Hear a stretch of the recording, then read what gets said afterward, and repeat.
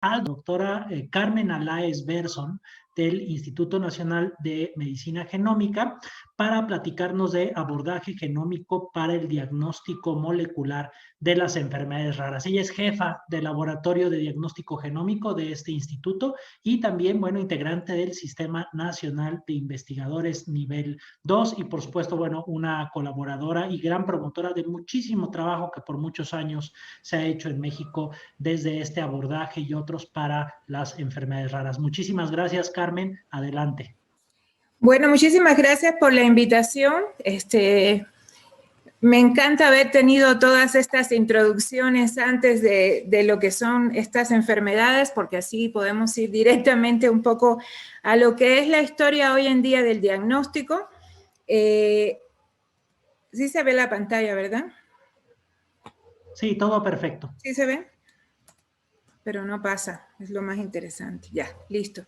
Bueno, como seguramente a lo largo de la tarde habrán visto, las enfermedades raras pues pueden tener diferentes, o estas enfermedades poco frecuentes, diferentes orígenes, de las cuales el 80% es origen genético, y es un poco de las que hemos estado hablando en la tarde y las que vamos a hablar ahora, pero no hay que olvidar que también hay enfermedades raras de origen no genético y también enfermedades raras que son multifactoriales. Así que es un campo bastante complejo. Nosotros, obviamente, los aquí reunidos nos dedicamos mucho más a las que tienen una causa genética. Y en los últimos años ha habido una gran revolución, una revolución que tiene que ver con la revolución del conocimiento y también con la revolución de la tecnología. Tenemos tres grandes cosas que han permitido que hoy en día podamos hablar de una revolución en el campo de las enfermedades raras y estos son, en primer lugar, como un gran generador de conocimiento, tenemos el proyecto del genoma humano, el cual nos permitió, para empezar, saber cuántos genes teníamos, que no lo sabíamos hasta que se concluyó este proyecto, y también la estructura de este genoma, o sea, las regiones no codificantes, etc. Tenemos también algo importante que no tiene que ver necesariamente con el área biológica, pero tiene que ver con el área tecnológica, y es el desarrollo del cómputo, de la capacidad de cómputo. Estas tecnologías genómicas modernas requieren de gran capacidad de cómputo. No podemos analizarlas en pequeñas computadoras, los datos que se generan. Y también tenemos el desarrollo de las tecnologías genómicas. ¿Cuáles son las tecnologías genómicas? Se definen de forma general como aquellas que permiten interrogar grandes regiones del genoma simultáneamente. Y como la reina y mi favorita, pues tenemos la tecnología de secuenciación masiva paralela, o conocida también popularmente como secuenciación de nueva generación, o que se abrevia en inglés como NGS, con sus diferentes capacidades en dependencia de los equipos que cada laboratorio tenga. Estos equipos tienen diferentes capacidades de generación de datos y obviamente la tecnología de microarreglos, que lleva mucho más tiempo de existencia y que ha sido muy importante para interrogar las alteraciones estructurales en los cromosomas, para medir expresión génica y para medir también hacer genotipificación de polimorfismos de un solo nucleótido en el genoma. Todas estas tecnologías conjuntadas, tanto el cómputo, el conocimiento, han dado lugar a lo que hoy llamamos, y este título me encantó, acaba de salir publicado en Nature como consecuencia del aniversario del primer draft del genoma humano de los 20 años, y es la revolución genética en la medicina de las enfermedades raras. Y esta revolución no solamente ha sido en el diagnóstico, la revolución ha abarcado realmente tres grandes campos: el campo de lo que sería investigación y descubrimiento en el establecimiento de la causa de una enfermedad rara, es decir, descubrir cuáles son las alteraciones que causan en un cierto paciente un determinado fenotipo clínico, y también, no menos importante, la ampliación de fenotipos clínicos, es decir, las características clínicas asociadas a alteraciones en un cierto gen, ahora al poder secuenciar estos genes completamente, se han visto enriquecidas con nuevos fenotipos que se deben a variantes en otras posiciones del gen que codifican otros dominios de algunas de las proteínas. Necesariamente al tener un mejor desarrollo tecnológico y un mejor conocimiento del genoma, tenemos entonces un mejor diagnóstico. Un diagnóstico que hoy en día puede hacerse en menor tiempo y menor costo que lo que se hacía hace 10 años, donde se secuenciaban, por ejemplo, para los trastornos de la glicosilación, como decía el doctor Iván, pues empiezo por un gen y si no voy por el otro y me ayudo de la bioquímica y voy poco a poco yendo gen por gen. Esto hoy en día ya no es necesario, podemos hacer un abordaje genómico, es decir, secuenciar múltiples genes simultáneamente. Y también hemos tenido entonces un cambio de paradigma del análisis genético. En vez de ir gen por gen, según los genes que pueden dar cierto tipo de padecimiento, nos vamos a secuenciarlos todos juntos y analizarlos todos juntos. Y esto es un cambio de paradigma bien importante porque nuestro pensamiento, hasta antes de la secuenciación masiva, enfocado al diagnóstico, siempre fue etapa por etapa, un gen y luego otro gen y luego otro gen y le voy buscando y me ayudo de la clínica para tratar de apuntar al gen adecuado. Y la otra área que ha sido muy importantemente revolucionada es la manera de desarrollar medicamentos. Tenemos nuevas moléculas ahora para el tratamiento, algunas en fase experimental, otras ya en clínica, en uso clínico, que se asocian a la presencia directa de ciertas alteraciones en el paciente. Es decir, hay que estudiar el gen.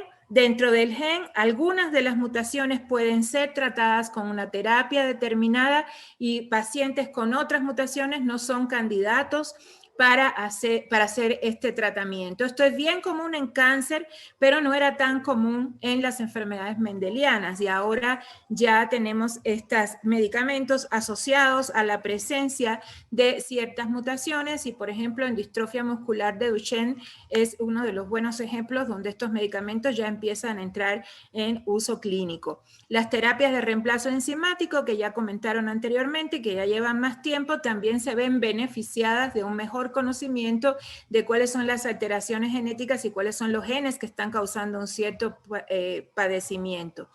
El conocer las alteraciones genéticas y conocer cuáles las vías metabólicas afectadas también permite a veces utilizar lo que se llama reposicionamiento de medicamentos, es decir, moléculas que ya existen para otras cosas, tratar de utilizarlas para tratar otros padecimientos. Y por supuesto la terapia génica, que esperemos que en un futuro pues sea una verdadera solución para los pacientes con enfermedades mendelianas en general. También tenemos algo más que quizás no es una revolución directa, pero es una revolución que tiene que ver también con el desarrollo de múltiples portales con información sobre enfermedades raras. Esta diapositiva no pretende ser una diapositiva extensiva, sino ejemplificar que tenemos portales de información que pueden ser consultados tanto por médicos como pacientes, y en nuestra experiencia ya ha ocurrido que llegan pacientes que casi ellos hicieron el diagnóstico buscando en internet la sintomatología que tenían y casi llegan con una sospecha diagnóstica. Es decir, las familias, los pacientes adultos y los padres de los niños tienen ahora más acceso a información en internet. Sabemos que esta información no siempre es adecuada, no siempre orienta correctamente, pero ahí está. Y llegó para quedarse y creo que tenemos que considerarlas también. Nosotros también podemos usar estos recursos de internet en el diagnóstico de las enfermedades raras. Existen bases de datos de alteraciones genéticas, las bases de datos distan bastante de ser perfectas, algunas están muy poco curadas, hay bastantes variantes mal clasificadas, pero siempre es mejor tener algo que nada. También tenemos bases de datos que nos permiten combinar los resultados de los estudios de secuencia con las características clínicas de un paciente, con las características fenotípicas, y muchas plataformas de análisis bioinformáticos para datos genómicos hoy en día nos permiten conectar los resultados de la secuencia y filtrarlos utilizando las características de Human Phenotype Ontology, si es que tenemos como laboratorio compartidas por el clínico que vea a ese paciente estas características. Podemos hacer el cruce entre el resultado de la secuencia y la clínica del paciente, y esto nos ayuda a llegar mucho más rápido a la identificación de los genes afectados o del gen afectado.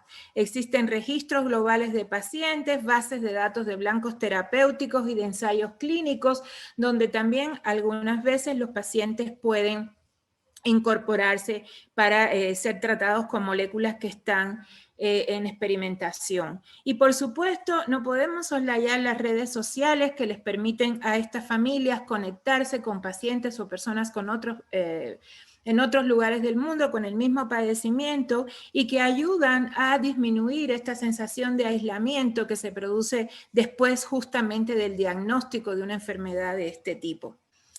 Fíjense si ha sido importante esta revolución, que si ponemos con esta sola diapo podemos demostrar lo que ha sido el avance y la combinación de aplicar el conocimiento generado en el proyecto de secuenciación del genoma humano con la potencia tecnológica que da la secuenciación masiva paralela.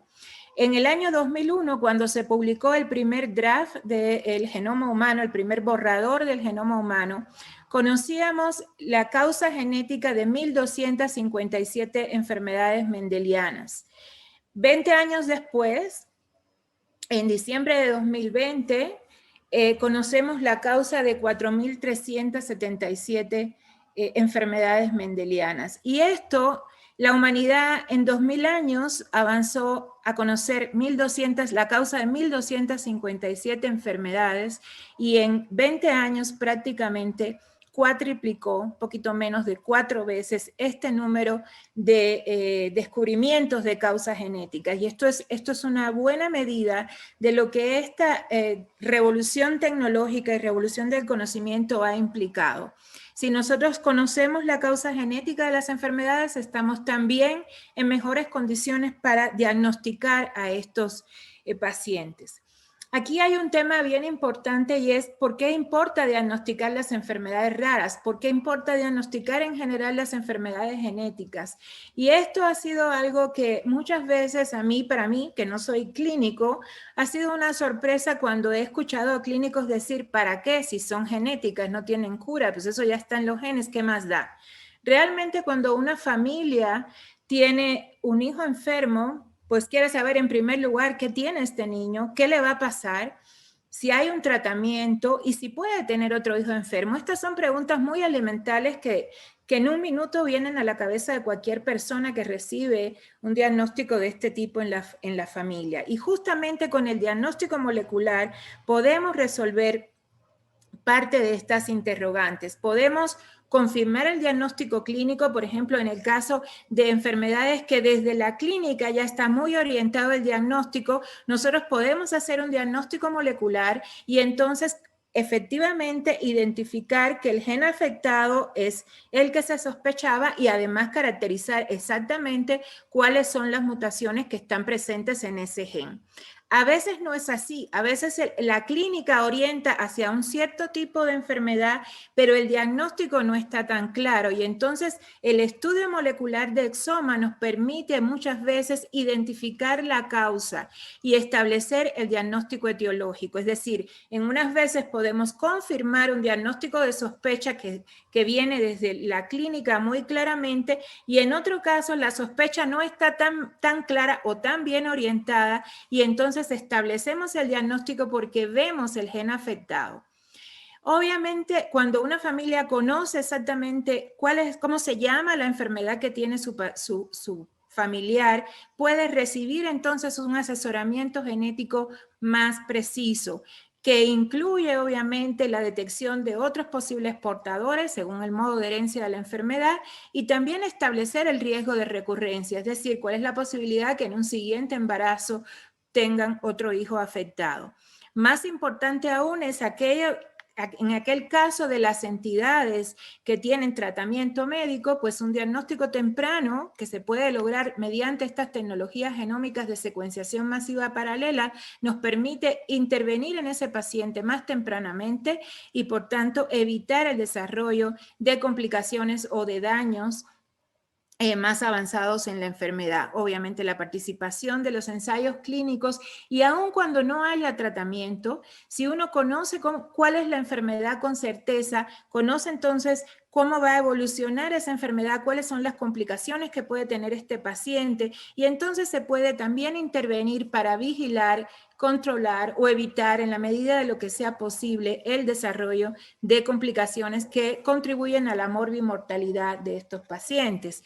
Y finalmente también para la familia es muy importante cuál es el pronóstico del paciente. Un niño enfermo necesita saber la familia si es una enfermedad que va a progresar, que el paciente va a llegar a la vida adulta y por tanto va a necesitar un cuidador en el caso donde el paciente no se puede valer por sí mismo. Todos estos aspectos pronósticos son fundamentales para una familia. Entonces, el diagnóstico molecular es importante y cada día aumenta el número de diagnósticos moleculares que se hacen en el mundo para estas enfermedades. Pero el diagnóstico molecular no es solamente la secuenciación masiva paralela. El diagnóstico empieza en el consultorio, empieza con el médico que lo ve. Este médico puede ser un médico de primer contacto, como ya mencionaba el doctor Elías, que ve generalmente muchas veces, en nuestro caso, en los pacientes que nos llegan al instituto, este médico de primer contacto es generalmente un pediatra que ve que algo no está bien y este pediatra a veces simplemente lo remite a un genetista y otras veces hace como el primer abordaje clínico tratando de buscar un diagnóstico. A veces también este pediatra es más entusiasta y manda directamente un exoma y ahí es donde a veces no es lo más adecuado. Siempre es bueno que exista la intervención de un médico genetista para evaluar pues todo el conjunto de datos que nos ayudan a llegar al diagnóstico y a interpretar los datos de secuenciación masiva si finalmente se decide optar por el camino de la secuenciación. Y en estos datos importantes está, como decía la doctora Esther, la historia familiar es muy importante, el modo de herencia, sabemos que hay diferentes modos de herencia, el saber si hay consanguinidad o endogamia también, porque nos hace sospechar que hay una enfermedad posiblemente recesiva, y esto es importante a la hora de analizar los datos de secuencia, porque cuando hay consanguinidad y endogamia, probablemente estamos buscando quizás una variante en estado homocigoto, por ejemplo, ¿no? Y ya nos ayuda a filtrar mucho más rápido las variantes. Vamos a hablar un poquito de eso más adelante. Y la otra cosa muy importante es que cuando el médico genetista ha sido interconsultado para un paciente, es mucho más probable que sea bien orientado el estudio. Y esa ha sido nuestra experiencia.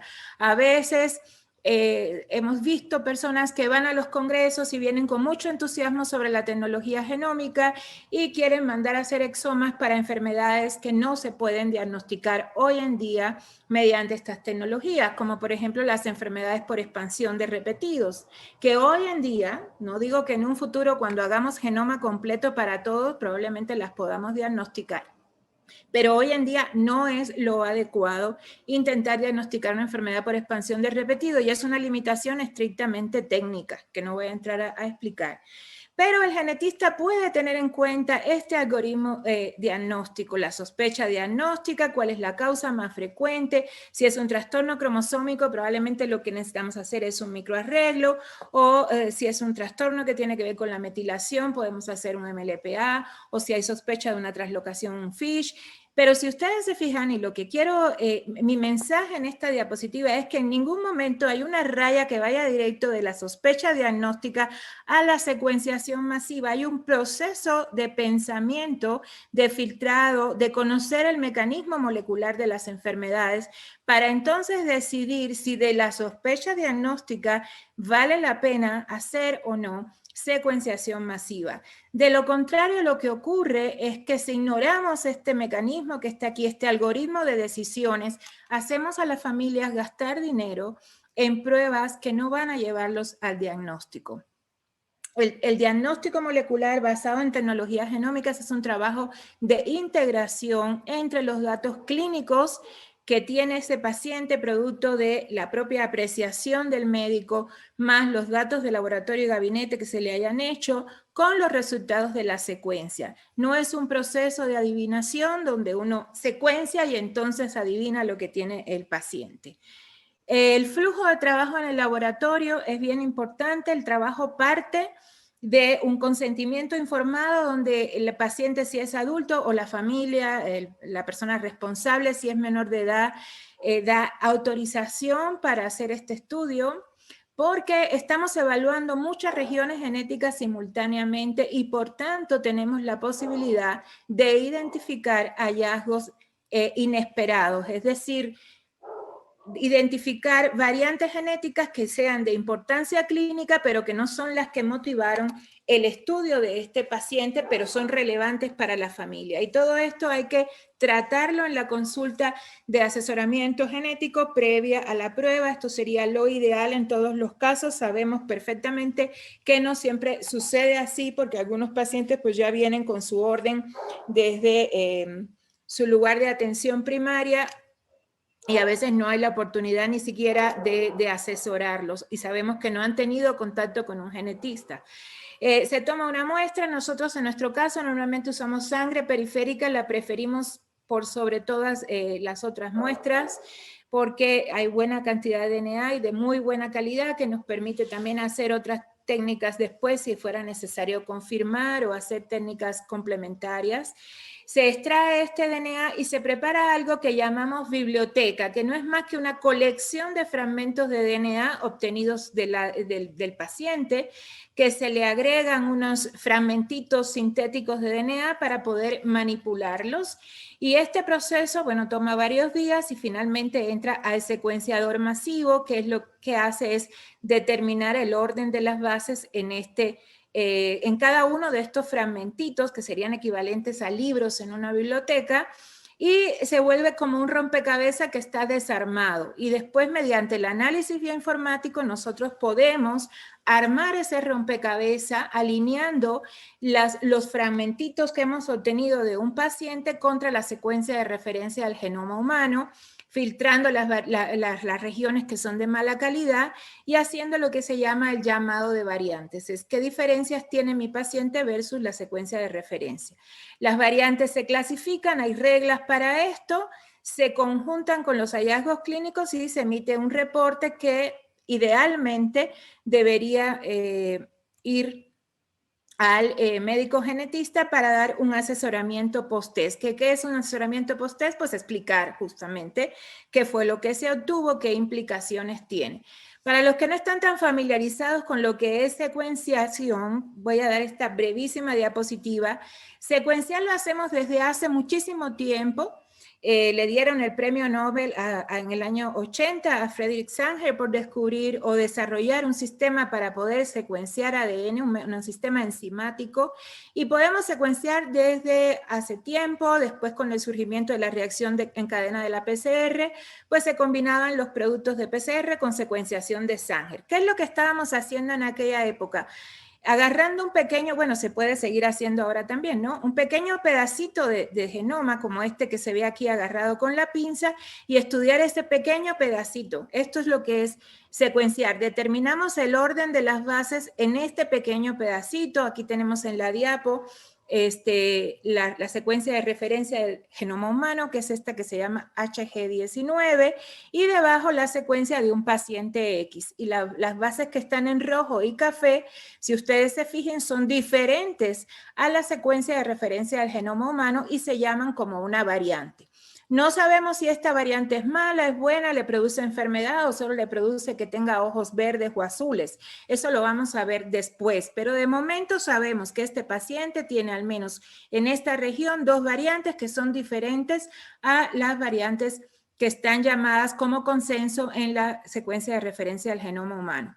Lo que hacemos hoy con la secuenciación masiva es exactamente esto mismo que les muestro en esta diapo, solamente que lo estamos haciendo en millones de regiones del ADN simultáneamente. En vez de hacerlo en 200 o 300 bases, que es lo que hacíamos con Sanger, 400, 500 máximo, pues ahora lo podemos hacer en el orden de miles de millones de bases. Por eso hoy tenemos megabases de información. Por supuesto, para analizar estos miles de millones de pedacitos y establecer su secuencia, pues necesitamos supercomputadoras y muy buenos programas bioinformáticos. Para secuenciar tenemos diferentes opciones y esta es una de las cosas que me gustaría como que transmitir con mayor claridad, porque aquí está un poco la conexión entre lo que pasa dentro del laboratorio y lo que un clínico recibe como reporte en un papel. Hay laboratorios en el mundo que secuencian solamente un gen. Imagínense, pues un laboratorio dedicado a hacer el fibrosis quística y que sea el gran centro concentrador en Europa de fibrosis quística, pues ese laboratorio podría tener una solución de secuenciación para solamente secuenciar el gen de fibrosis quística, porque todo su trabajo se centra en este gen. Esta no es la situación de la mayoría de los laboratorios. La mayoría de los laboratorios reciben pacientes con muchas enfermedades diferentes y entonces en este escenario la tendencia actual no es realmente secuenciar paneles de genes. A nosotros nos venden o nos dan o nos comparte ese laboratorio un catálogo donde dice que nos ofrece un panel para errores de la glicosilación o para mucopolisacaridosis o para lisosomales o para lo que sea. Pero realmente ese laboratorio en su interior no está haciendo un panel, está haciendo exoma. Este laboratorio está haciendo exoma y ¿esto qué quiere decir? La parte codificante del genoma, es decir, el genoma completo son 3 gigabases de información. El exoma representa, como aquí abajo, este cachito de manzana, es del 1 al 2% del genoma completo, pero justamente es la región codificante la que codifica justamente la proteína y donde se concentran la mayoría, no todas, pero la mayoría de las mutaciones causantes de enfermedades mendelianas.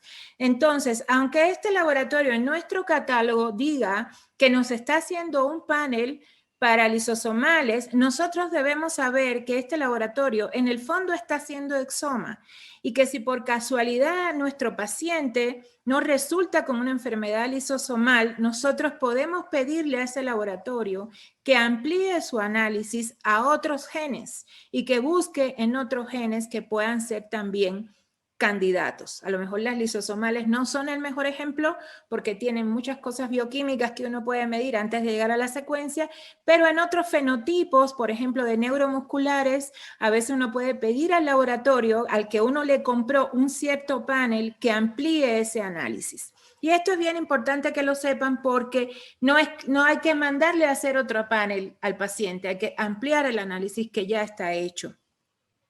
El genoma completo no se usa tanto en la rutina diagnóstica, sobre todo en Latinoamérica, en países de Europa muy avanzados en enfermedades raras, ya se empieza a usar más de rutina por la complejidad del análisis, por el costo que todavía sigue siendo un poco alto, pero sin duda, para mí, no hay duda de que eso va a ser el futuro.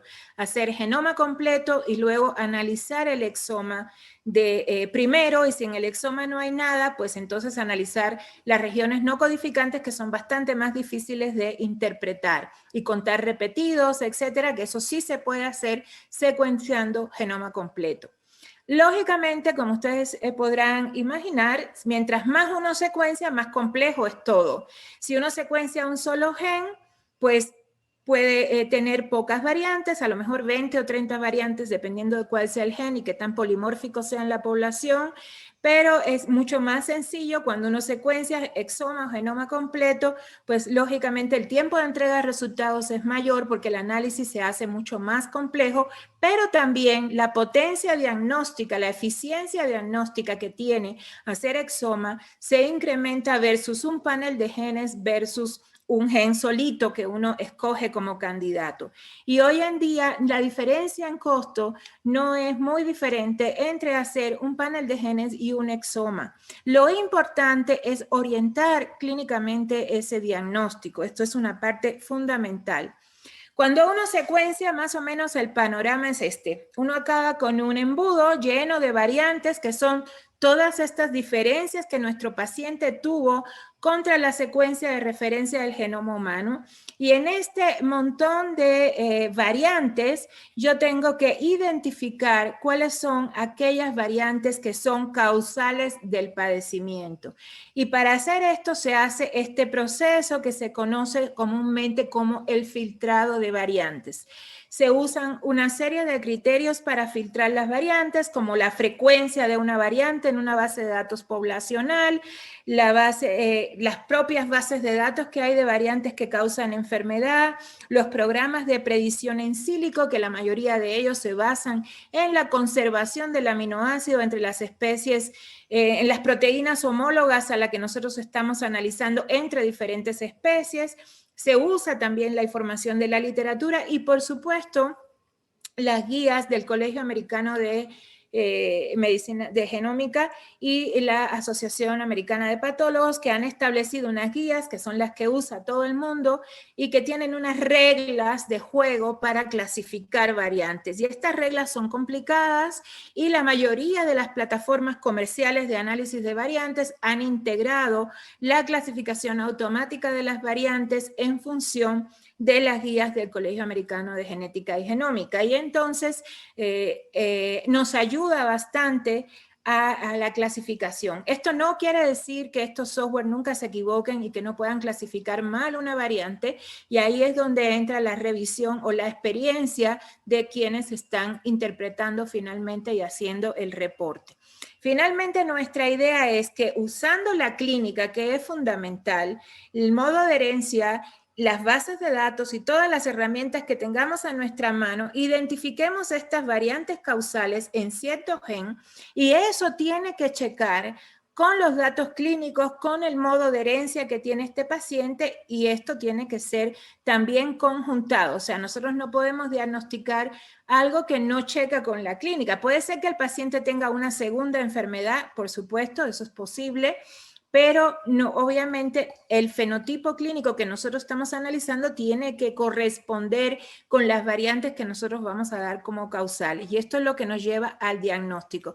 Este proceso puede ser muy rápido, por ejemplo, cuando es un paciente que está muy orientado desde la clínica a un cierto grupito de genes, pues uno busca rápidamente en esos genes y generalmente encuentra. Pero cuando son estos pacientes que llegan, que ya tienen muchos estudios hechos, no hay una conclusión diagnóstica clara, a veces hay que buscar literalmente por todos lados para tratar de generar por lo menos una hipótesis de cuál puede ser el diagnóstico si es una enfermedad en la que sospechamos algo genético. Esta diapo que está aquí me gusta mucho porque solo la traje para que ustedes vean qué importante es la clínica. Esta tabla es el resumen de la secuenciación de exoma completo de 49.960 individuos sanos del biobanco de Inglaterra. Y yo quiero que ustedes vean que después de filtrar por frecuencia poblacional variantes que tienen una frecuencia menor al 1%, en promedio, cada participante de estos 49.000 y tantos tiene 176 variantes, 1.695 variantes que tienen una frecuencia poblacional muy bajita, es decir, pudieran estar asociadas con una enfermedad. Seguimos mirando, algunas de estas son variaciones de un solo nucleótidos, 43 en promedio son indeles, 120 son multialélicas, sinónimas 227, cambios de aminoácido, 379 variantes raras, infrecuentes en cada individuo en promedio. Variantes que originan la pérdida de función del gen en promedio, cada uno de nosotros, o de estos ingleses, pero seguramente será muy parecido para el resto de la humanidad, pues hay al menos 20 variantes. ¿Qué les quiero decir con esta diapo? Que si ustedes no comparten la clínica, podemos diagnosticarle casi a quien sea cualquier cosa, partiendo de estos números. ¿Por qué? Porque si yo tengo 20 variantes que originan pérdida de función de la proteína, vamos a suponer que 10 de esas sean cosas que pudieran ser recesivas, pues entonces yo ya tengo 10 enfermedades recesivas candidatas para ese paciente. Si no tengo una clínica que me ayude a decir, pues esta no es porque mira, esta es fibrosis quística y no hay nada respiratorio en este paciente, así que no es. La clínica es la que nos permite llegar a disminuir estos números y a establecer una variante causal. Todos y cada uno de los individuos humanos somos portadores de variantes de pérdida de función, somos portadores de variantes que pueden ser potenciales causantes de enfermedades mendelianas. Lo único que nos ayuda a llegar a la que está causando los problemas clínicos es justamente la combinación con la clínica del paciente. Les quiero poner este ejemplo de un proyecto que estamos haciendo rápidamente para que vean cómo se puede aplicar esto en algo concreto, en un problema concreto. Esta fue la tesis de maestría de la estudiante Paloma Alanís, que está en el programa de la UNAM, de maestría y doctorado en ciencias odontológicas. Y empezamos este proyecto de estudio de ataxias autosómicas recesivas. Las ataxias pueden ser esporádicas, pueden ser también adquiridas por tumores, por infecciones, pero hay un grupo de ataxias que son hereditarias y dentro de las hereditarias hay diferentes formas de herencias, hay ligadas al X, hay formas que son mitocondriales, o sea, se heredan a través del DNA mitocondrial, hay dominantes, muchas de ellas son por expansión de repetidos, no todas, pero algunas son, y hay recesivas y nosotros nos enfocamos en estas recesivas. Las ataxias en general se caracterizan por una degeneración del cerebelo, tienen una alta superposición fenotípica. Nosotros escogimos una edad de inicio que fuera inicio temprano, antes de los 20 años de preferencia. Y existen descritas en la literatura más de 50 tipos de ataxias autosómicas recesivas con una prevalencia de 3 a 4 casos por cada 100.000 individuos. Es considerada, en general, cada una de ellas es una enfermedad rara.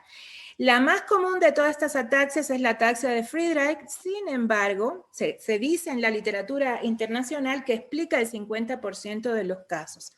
De acuerdo a los datos que están publicados en México, publicados fundamentalmente por grupos del Instituto Nacional de Neurología, en el caso de México es diferente. La ataxia de Friedreich solamente explica el 10% de los pacientes que tienen ataxia de inicio temprano. Y el 90% de estos pacientes se queda sin diagnóstico etiológico. Obviamente diagnóstico clínico tiene porque tienen ataxia y tienen una imagen alterada del cerebro, pero no tienen la causa establecida.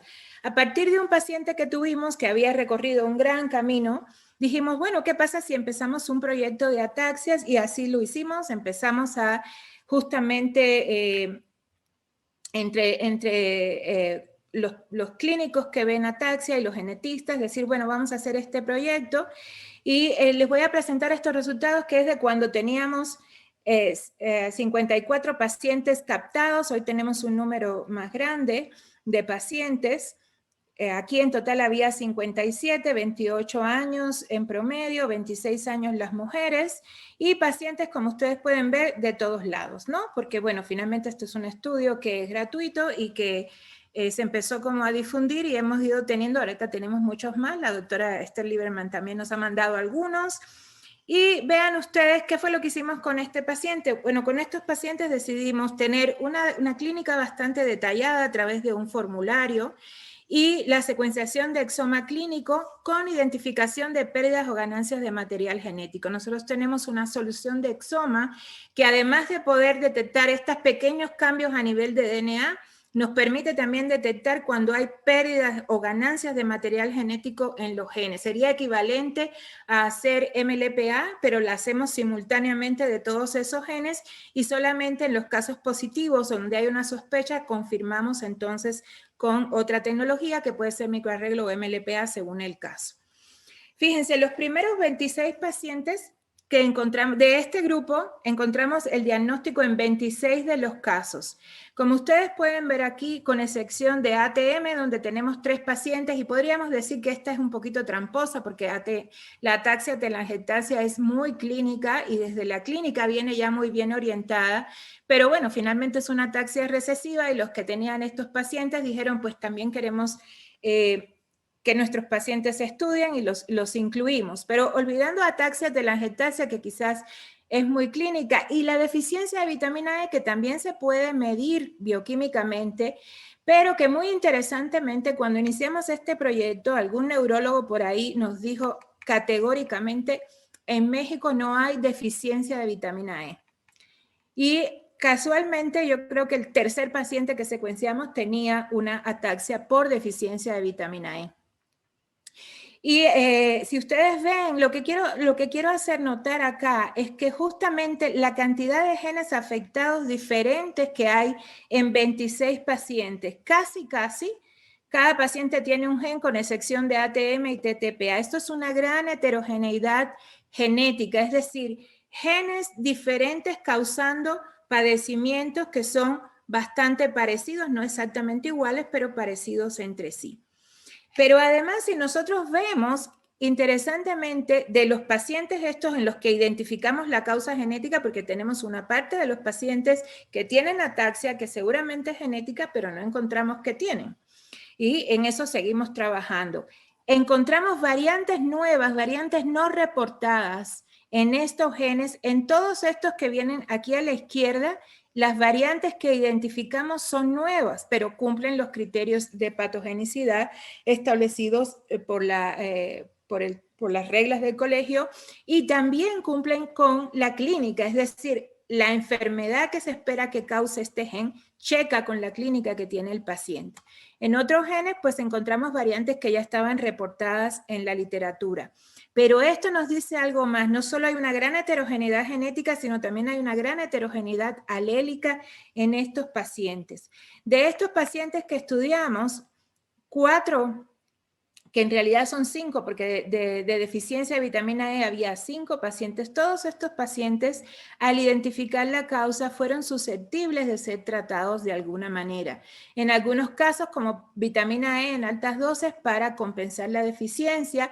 Y, por ejemplo, de estos pacientes de vitamina E, uno de ellos ya estaba en tratamiento con vitamina E porque la deficiencia fue medida bioquímicamente. Sin embargo, el paciente no estaba respondiendo a la dosis que estaban utilizando.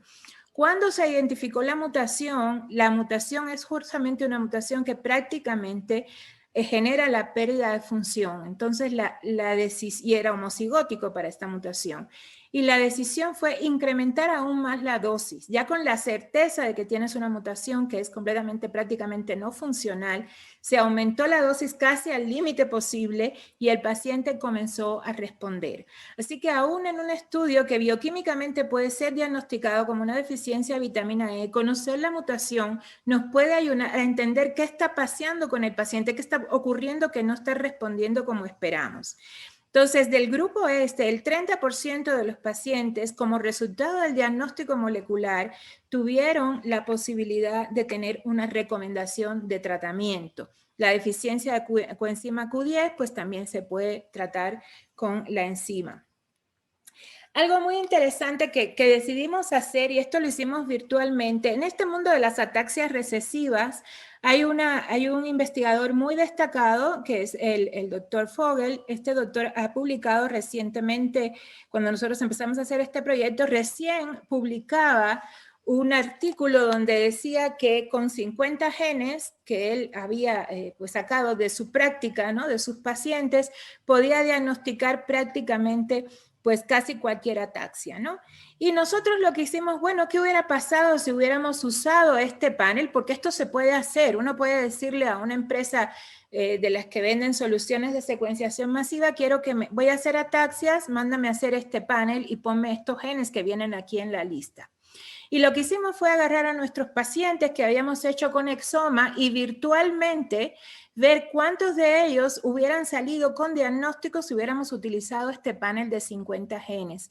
Y aquí justamente hubiéramos tenido una eficiencia diagnóstica del 12%. ¿Por qué? Porque finalmente este fue un panel desarrollado en una población que es distinta a la nuestra. Este señor está en Francia.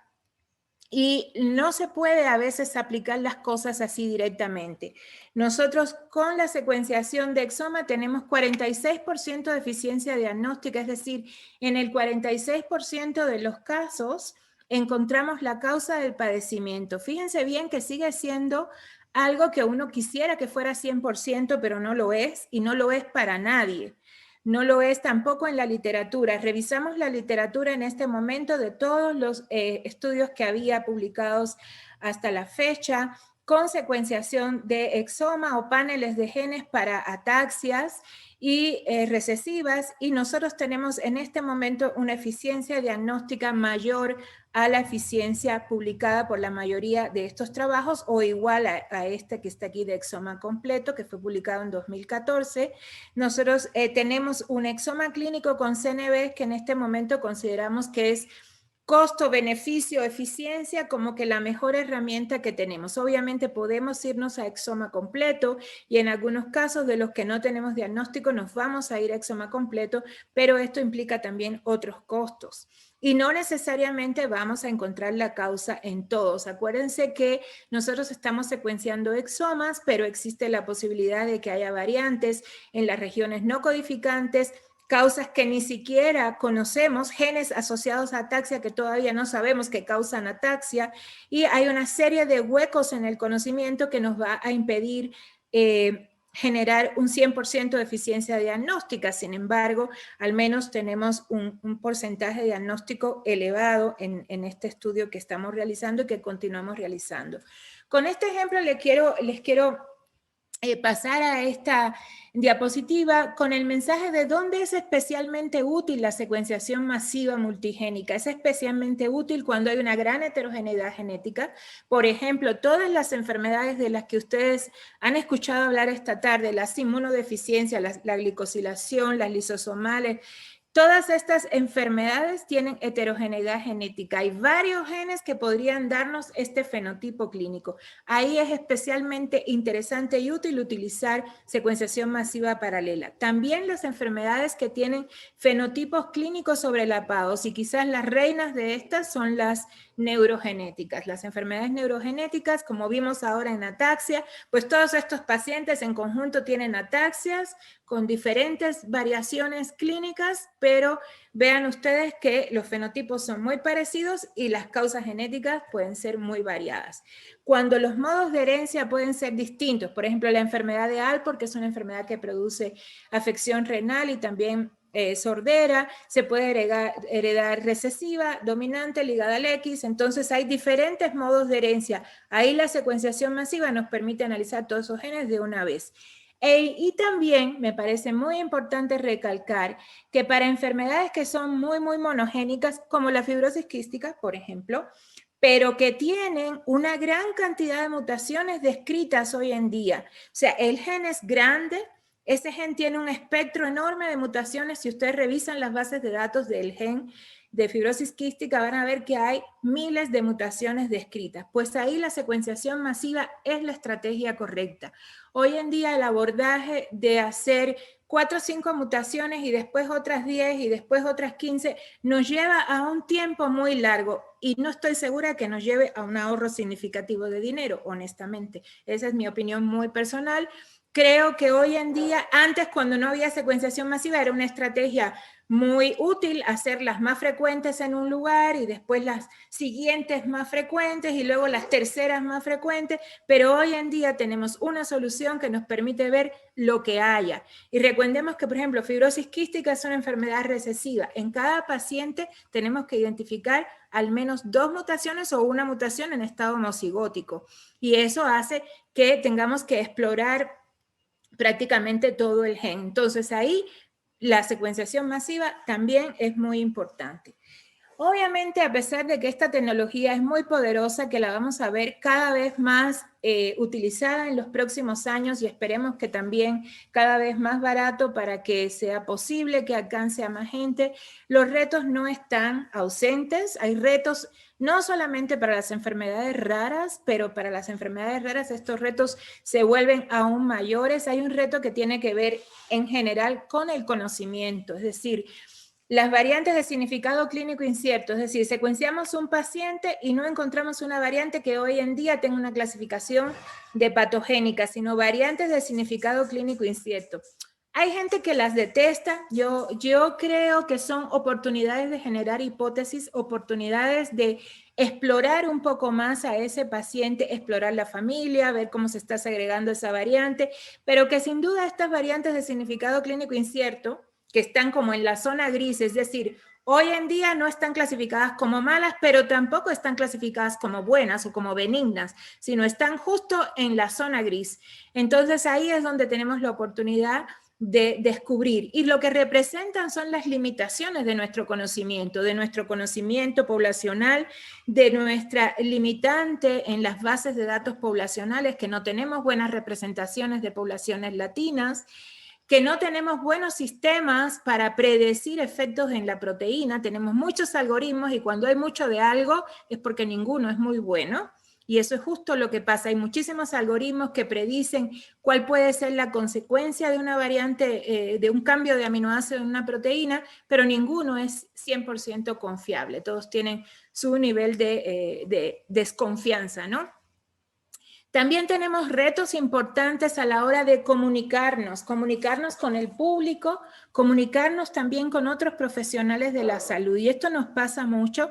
Comunicarnos con los genetistas es bastante más fácil porque ya tienen el fondo genético listo, ¿no? Para recibir. Pero a veces cuando quien indica las pruebas son personal de salud de otras especialidades que no están tan cerca del área genética o no tienen tanto conocimiento de detalles, resulta a veces difícil comunicar el resultado o comunicar por qué habría que hacer algo más antes de hacer este estudio, o por qué quizás este estudio ni siquiera es el adecuado para un paciente que tiene una sospecha de X frágil, ¿no? O de, qué sé yo, otras cosas, ¿no? O que quizás lo que necesita primero es un microarreglo, o quizás aún antes de un microarreglo un simple cariotipo, porque él tiene tantas dismorfias y alteraciones que lo más probable es que sea una cuestión que se puede resolver con un cariotipo. Y esta parte de comunicación, de educación entre los profesionales de la salud es un reto también. Hay retos sin duda socioeconómicos que tienen que ver con el acceso a estos estudios. Digo, hay pacientes que ya está muy claro que necesitan el estudio, ya lo revisó 20 genetistas, todos concluyen, pero simplemente no tienen los recursos para acceder al estudio, y ahí es importante el apoyo de las organizaciones de la sociedad civil y también el apoyo de los seguros de gastos médicos para el caso donde el paciente llega a tener un seguro. A veces la mayoría enorme, inmensa de los pacientes ni siquiera tienen un seguro de gastos médicos, y ahí los pacientes, la verdad, mis respetos, las familias son supremamente creativas, hacen rifas, se organizan y tratan de juntar el dinero para el estudio, pero sin duda esto es un reto que retrasa el diagnóstico oportuno. También tenemos los hallazgos que tienen que ver con los aspectos, los retos éticos de esto. Hay hallazgos inesperados, cómo comunicar. La legislación en México de esta parte nos dice que el paciente tiene derecho a saber y a no saber, es decir, el paciente elige si quiere saber si hay algún hallazgo inesperado, que por ejemplo la posible predisposición a un cáncer hereditario o que son portadores de ciertas enfermedades que no son el objeto del estudio. Esto el paciente hay que preguntárselo antes y el paciente puede decidir no saberlo. En Estados Unidos es un poco diferente. En Estados Unidos este colegio ha definido un grupo de genes para los cuales estamos, los laboratorios que hacen en Estados Unidos este tipo de estudios deben reportar hallazgos en esos genes, aunque no sean el objeto del estudio. Acá no es así, nosotros no podemos reportar esos genes sin el consentimiento explícito de la familia, en el caso, bueno, de la madre o el responsable del niño, o en el caso del adulto, pues el propio consentimiento del adulto. La protección de la información genética es un tema que, aunque existe una regulación mínima que dice que los datos genómicos son del paciente, todavía eso está como en lo dicho y no en el hecho, ¿no? Y realmente también el problema de la discriminación, esto pasa muchísimo, no solamente en las enfermedades raras de este tipo que hemos platicado hoy, sino también en los cánceres hereditarios. Los pacientes que también son, en cierta manera, enfermedades raras, muchos de ellos son muy infrecuentes, pero que cuando son diagnosticados los seguros luego tienden a subir las coberturas o a no querer, el paciente tiene miedo de ser discriminado porque va a desarrollar un cáncer, este tipo de cosas todavía existe una regulación de no discriminación en papel, pero no me parece que esté todavía en la práctica al 100%. Tenemos casos de pacientes que han recurrido a la parte jurídica del instituto para asesorarse porque, pues no sé, tienen una forma de melanoma hereditario y ahora el seguro les quiere subir la prima a no sé cuántos miles, ¿no? Y esta parte también es un reto muy importante que sin duda está presente no solo en estas enfermedades metabólicas, sino también en las formas de cáncer hereditario.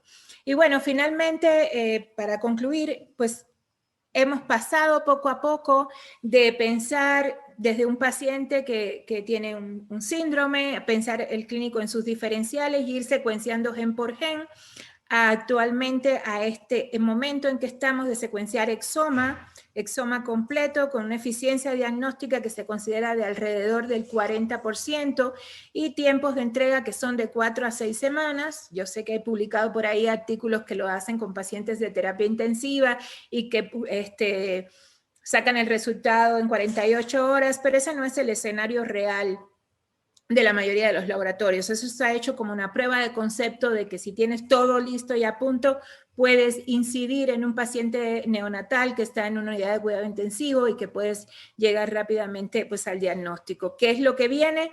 Probablemente la secuenciación de genoma completo, analizada primero desde el exoma y después las regiones no codificantes. Y esto probablemente mejorará la eficiencia diagnóstica que tenemos hoy en las enfermedades raras y en las enfermedades en general.